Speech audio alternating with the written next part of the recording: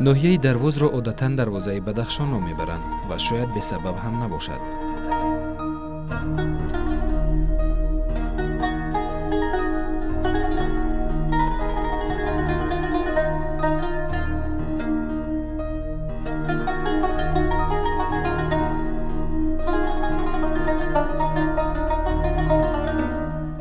بازیافت‌های ارخئولوژی سال‌های آخر گواه از آن می‌دهد که وادی دروز اساساً قسمتی که با بدخشان تعلق دارد تاریخ پرقناعت را دارا میباشد.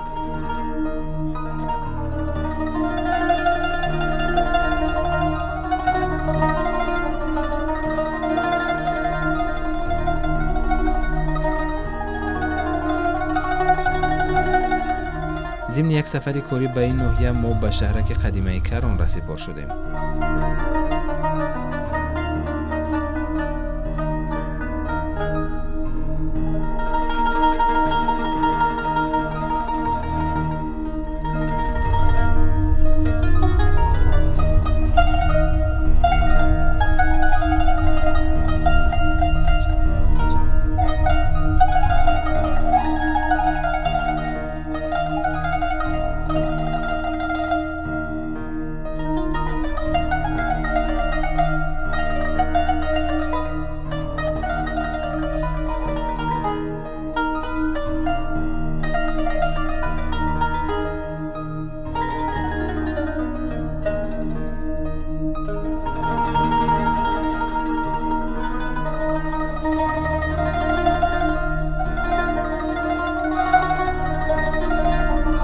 پیشتر تا به این مکان رسیدن پای پیاده میبایست تا 3 کیلومتر راه را طی کرد.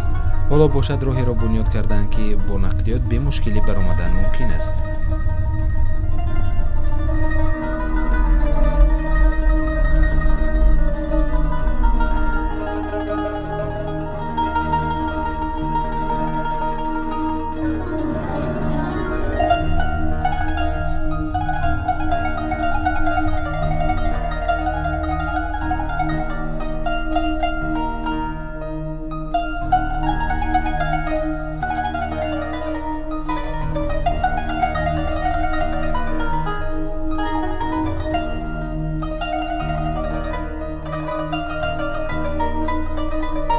بالاخره ما به مکان درکاری رسیدیم.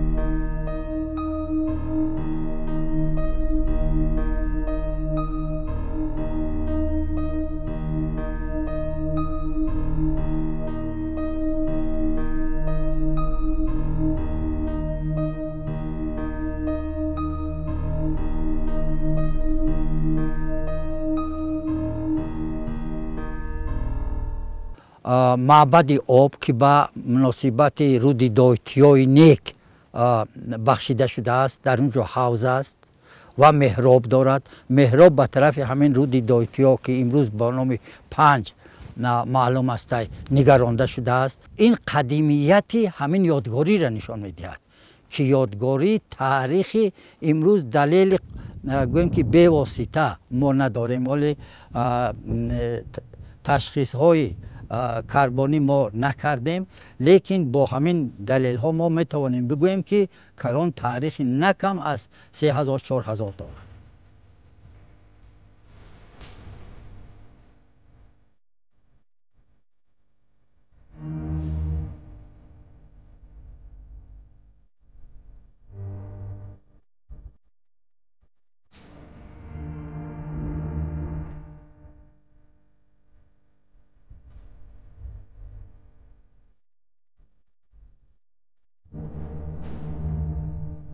از این بلندی قسمت ناحیه دروز را چون کف دست دیدن ممکن است. در پایان دهه است با نام روزوی، از طرف دیگر باشد دهه کیوران به نظر می رسد. از این بلندی که نزدیک به 1700 متر از سطح بحر است، 10 کیلومتر و دهه ها گویا زیر نظارت شهری کران باشد.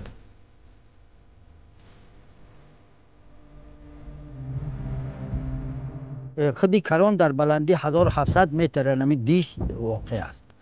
خب بناهای جمعیتی در بلندی 1500 متر هستند. دخمه زردوشی در 1860 متر است، قریب 1900 متر است. در اونجا مرده ها را میگذاشتند. خب همین کرگس ها لاشخ را گوشتشون را میخوردن و استخوان هاشون برمیگرداندن. اونجا ورچی بالا نام دارد، ورچی بالا و ورچی پایان با آورده میموندن. در ورچی پایان قریب ما 200 خانه، یعنی فروردیک میگویند در اوستا، یعنی ناوس به زبان لاتینی و یونانی، در همونجا استخوان هاشون نگاه می‌داریم. ما یک چند دشک شدیم با اشتراک باستانشناسان ایران. خوب درهاشون کشادگی بودن و من استخوان ها میده باقی ماندند، یعنی بتون یگان استخوان وجود ندارد. ترسزاده هم گفته است آشیان گرمی گذاری در بلندی ها گذار. بلندی این عرفیتی مردم آریاتبار است، چون که هر چقدر آشیان بلند باشه همون قدر به خدا نزدیک است، به خدا نزدیک. و در بالای کوهی شیشه سنگ ساخته شده است. خودی کلمه شیشه سنگ کوارتزیت این شیشه است، روشنی است، یعنی این خودش یکی از عرفیت ها و چیزهای اساسی زردشتی است. سفیدی روشنایی، یعنی این خودش بزرگ است. یعنی در همین بالای شیشه سنگ ارکی کران ساخته شده است.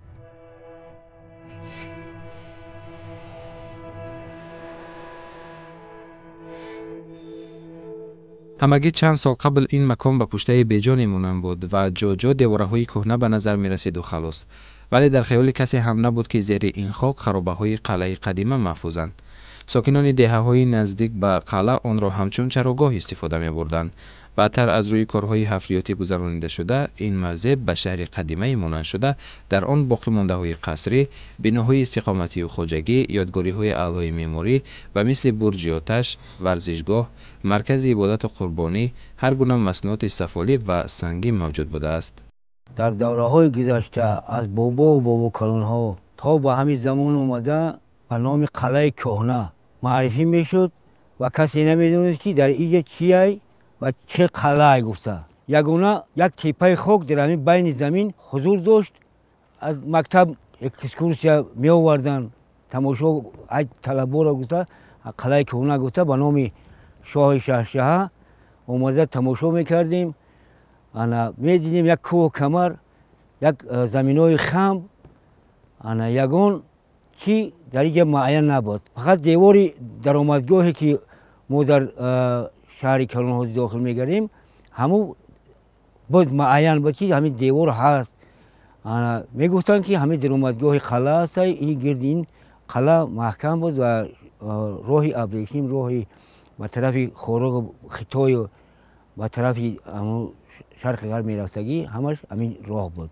حاضر ما در قسم غربی دیژ کران نشستیم. این بخش سالهای 2012 و 2013 حفریات شده است. چی چیز در اینجا جالب است؟ یکم که بار اول همین خانه رقم 1 پیدا کردیم که اصلا از 3 خانه عبارت است. یکیش خیلی کلان است و 2 تا دیگر خرد است که شباهت به خانه های امروزی بدخشان دارد.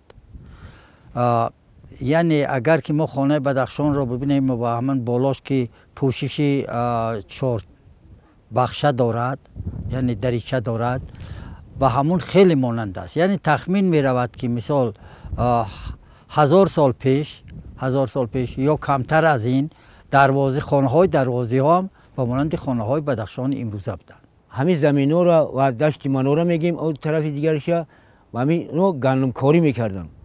گندم کاری میکردن، بعد علف دروی میکردن، مولا گوه کم میموندن. بعد گذشته به همین ولایت اومد، گندم کاریش موندن. بعد چراگاهی مولی گوی قشلوق رضوای بودن. ای طرف او طرفش، ای طرف قشلوق کیورون چراگاه می آوردن مول گو، ای طرف ما ای بالا و پایانش ای قشلوق رضوای چراگاه تا امروز تا соли 2012 ки Юсуфшоҳ Яқубшоев академик омадан кашфиёта сар кардан, то ҳамин замона чарогоҳ буд. Имрӯз ки кашфиёт сар шид, кофткоп пайдо шуд ки ин як қалъа, як шаҳри бузурги давраи қадима будааст. дар инҷо шоҳи дарвоз дар рӯзҳои лозимӣ суҳбат меорост бо сипоҳиён, бо аҳли дарбор, бо мардумони умуман мамлакат. дар ҳар як суфа як бахши иҷтимоӣ ҳамун даъватшудагон ҷойгир буданд. ва инҷо арки шоҳ ҳам ҳаст, арки шоҳ ҳам ҳаст, ҷои нишасти шоҳ аст, аз ҳама баландтарин аст. ва дар ин суфаҳо яъне дар рӯзҳои лозимӣ яъне суҳбат меорост, маҷлис мекарданд, анҷуман мекарданд. хуб суҳбатҳое ки мисол ҳаррӯза барои зарурияти идора намудани давлат лозимӣ буд. хазинаи шоҳӣ ки дар қисмати ҷанубии ҳамин диш ҷойгир аст, аз хоначаҳои алоҳида иборат аст, яъне ҷоҳое ки нигоҳ доштани гандум, ҷав, ҷавоҳирот. хуб дар яке аз ҳамун хазиначаҳо мо лӯлаҳои обро пайдо кардем ки 200 лӯлаи ҳаҷман гуногун. яъне ин лӯлаҳо ҳамин дижро ва умуман хати оби каронро таъмин мекарданд. хати оби карон аз инҷо дар масофаҳои 10-5 километр, яке аз сарчашмаҳо дар масофаҳои 5 километр ва дигараш дар масофаҳои 10 километр ҷойгир аст. аз ҳамин масофаҳо об оварда мешуд ба воситаи ҳамин лӯлаҳои об оварда мешуданд. мо ин лӯлаҳоро имсол таҳқиқ кардем ки ба инҷо об меомад ва бибинед ки об хеле баланд, яъне қонунияти чӣ қадар сарчашма баланд бошад, ҳамун мувофиқи дар ҳамун сатҳ обро бароварданшо бори аввал дарвозиҳо медонанд. яъне дар дигар ёдгориҳое ки мо кашф кардем мушоҳида намешавад.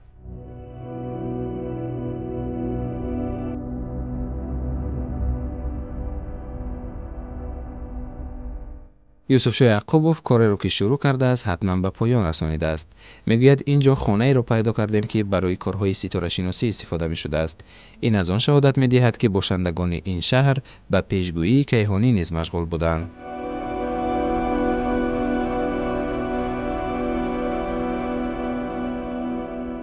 бори аввал ҳамин чизҳо дар осиёи марказӣ фақат дар тоҷикистон дар ҳамин шаҳри Карон кашф шуда ҳастанд.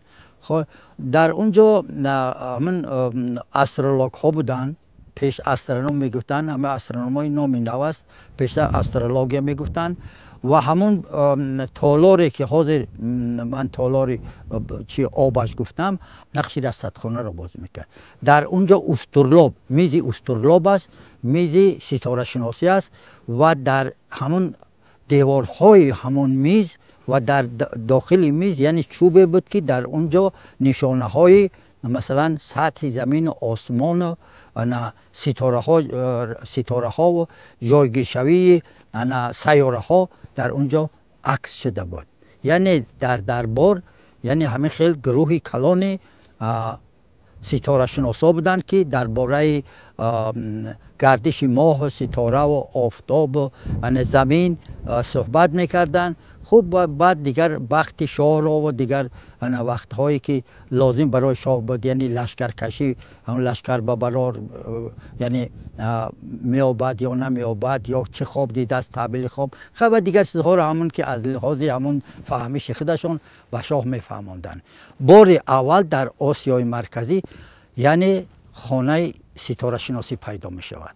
бинобар ин аз ҳамин лиҳозам хуб Карон бисёр нодир аст. Ин маҷмаи тарихи дар воқеъ як чизи бисёр Якубович интенсивно обдумывает. Мы там видим несколько фаз строительства, мы там видим по монетным находкам, что он безусловно начинался в доисламское время, и судя по архитектурным элементам, другим в пристройках, по крайней мере. Он продолжал функционировать, видимо, и в дальнейшем.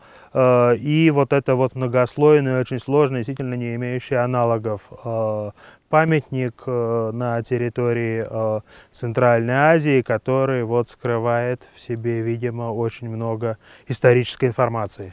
در ابتدا 20 متر بلندی داشت.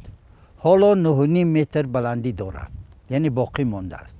در ابتدا این بناهای مکمل کنی، استوار کنی نبودند. یعنی گرد اطرافش ارک‌ها نبودند. ارک‌ها بودند در با واسطه سنگ ساخته شده بودند. بعد این ارک‌ها رو از خشت پخته می‌سازند. اما از خشت پخته ساختن ارک‌ها این معنای آن رو ندارد که این در عصر من یک عقیده پیشنهاد کرده بودم که در عصر میانه یعنی ارک‌ها از خشت پخته عوض کرد، ارک‌های قدیم به خشت پخته عوض کرده می‌شوند. یعنی تحقیقات امساله ما نشان داد که همون در بالای معبد بغیر از مجمر آتش باز یک حوضچه بود از آب چشمه ها هم خدس حسابیده میشدن. یعنی این چشمه ها رو با واسطه آب چشمه رو که مقدس حساب می شود با واسطه لوله های آب با بالای همون برج برآورده در اونجا یک حوضه بنا وجود داشت که هم رمز آب و آتش یعنی بزرگداشت هم رود دایتیا را ifade میکرد و هم بزرگداشت آتش را ifade میکرد.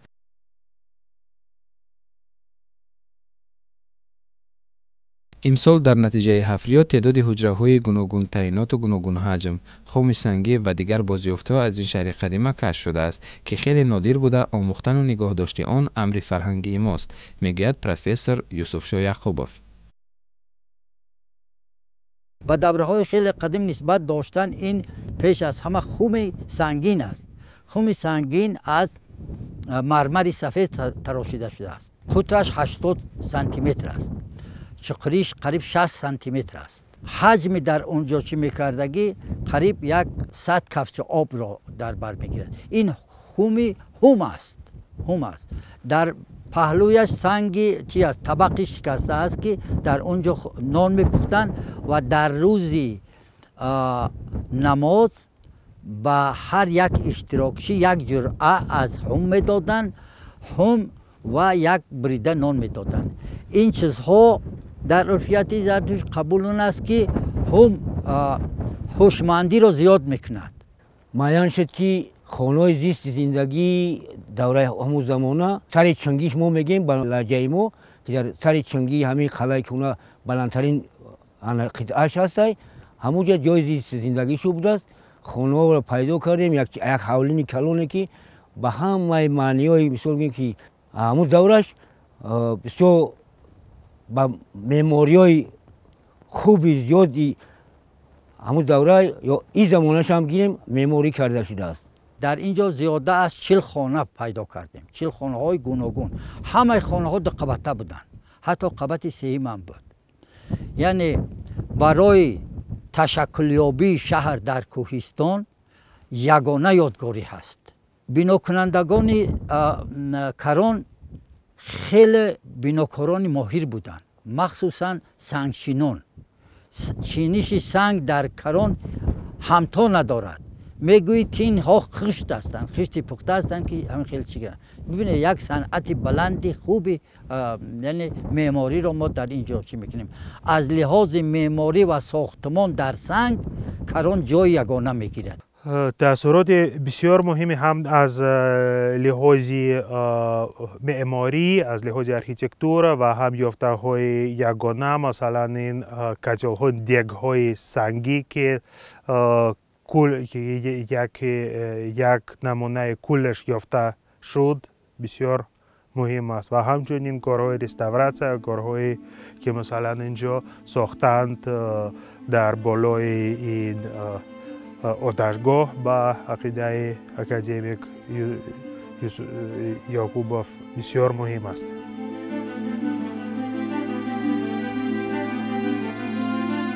майдони чавгонбозӣ Синҷо.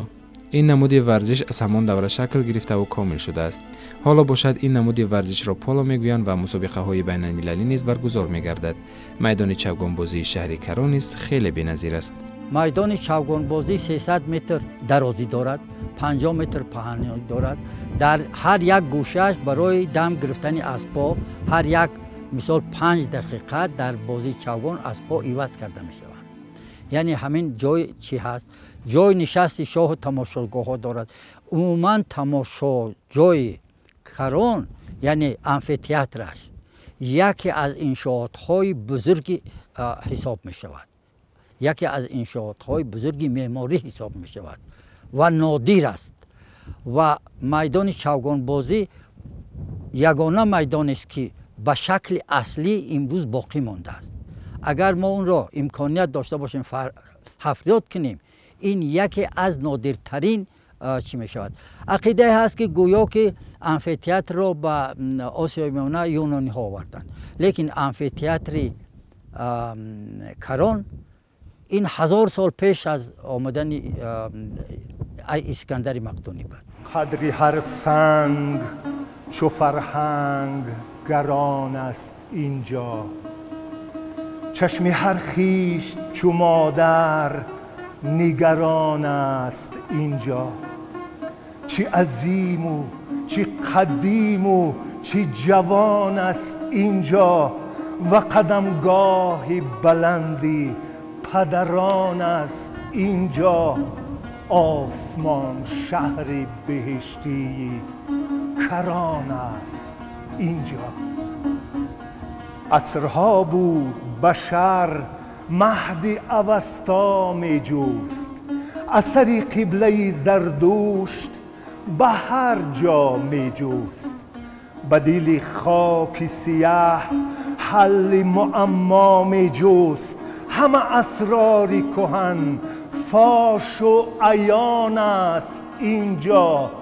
آسمان شهر بهشتی کران است اینجا.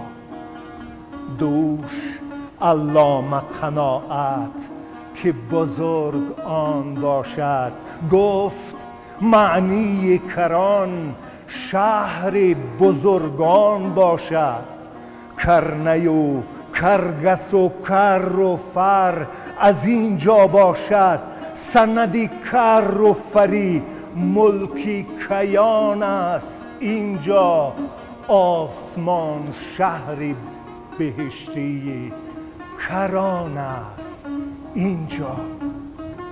داشت تاجیک از اول خط و عنوانی بلند، وطنش شهری بلند و در و دیواری بلند.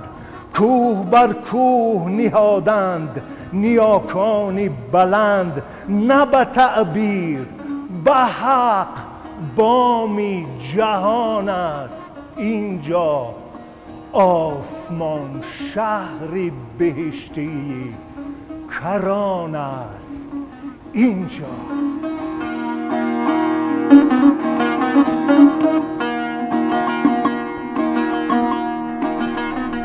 گفتن ممکن است که کران باقی مانده شهر بوده، دارای همه علامت‌های شهری عصری میانگی است.